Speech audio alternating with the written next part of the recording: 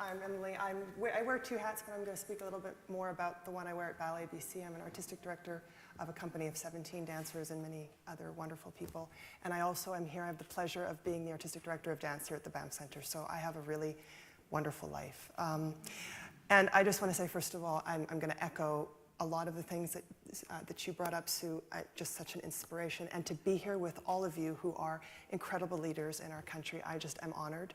So firstly, I hope I can add to the conversation. I will try, and I'm prepared to read. So I'm sorry if this is personal, but I'm going to be more concise this way, I think. So I will say what you said, Sue, already, that I think great leadership is everywhere, all of the time, in many places, and large and small.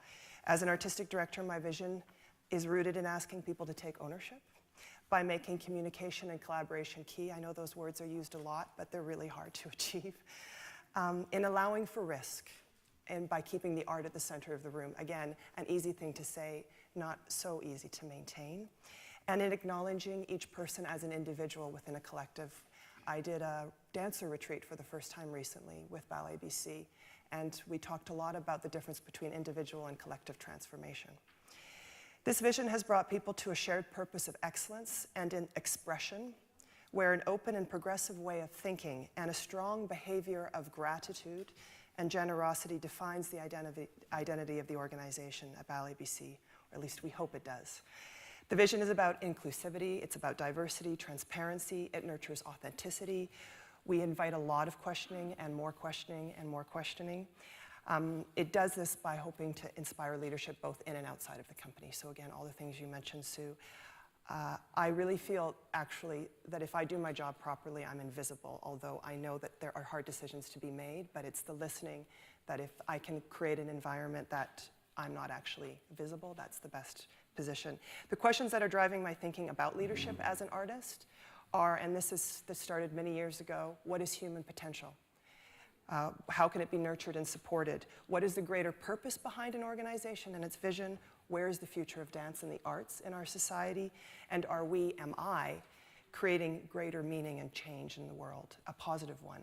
At one point in my career, after working with the Frankfurt Ballet, I was 26, and I thought I wasn't making a big enough change by getting on stage. And so I've spent most of my life hoping that what we're doing, what we continue to do is about that, what I continue to try to do. It's about something much greater than myself. When I think of a great leader, I think of someone who can draw the best out of everyone while creating space and opportunity for everyone to lead.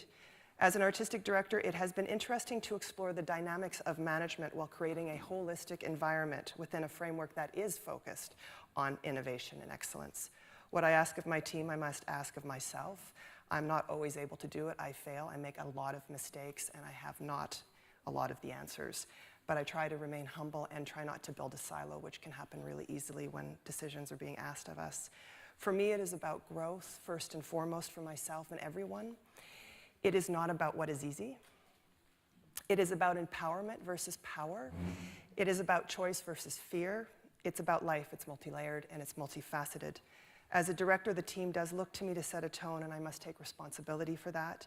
And this truth allows me to wake up every day and try again and keep learning, as you mentioned. At times, I feel I am creating anarchy, but most of the time, I see how rare it is, the ship that we built, and it requires enormous collective integrity and a daily reflection from everyone inside and outside.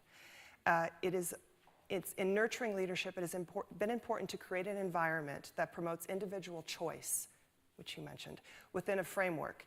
This choice allows everyone to feel that they can own what they do, enabling them to find purpose with and through it.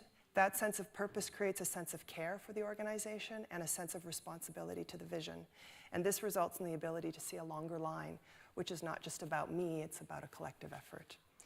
This approach has created a ripple effect in our organization at Ballet BC. For example, we've gone from 1 week of touring to 8 weeks of touring plus 4 home seasons in Vancouver.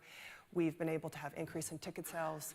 It's about the welcoming effect. It's about build deeper relationships with our stakeholders. We've also been able to create 30 new works since 2009.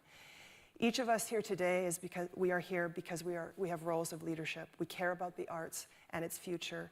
In our endeavors, I invite us to remember that we are not only creating art, but that we ourselves, in doing so, are an act of art, and that we are leaders, we are artists ourselves. If we stay close to this, I imagine we will continue to be a revolution in everyday life, with a vision of leadership that inspires both individual and collective transformation for our organizations and within our society.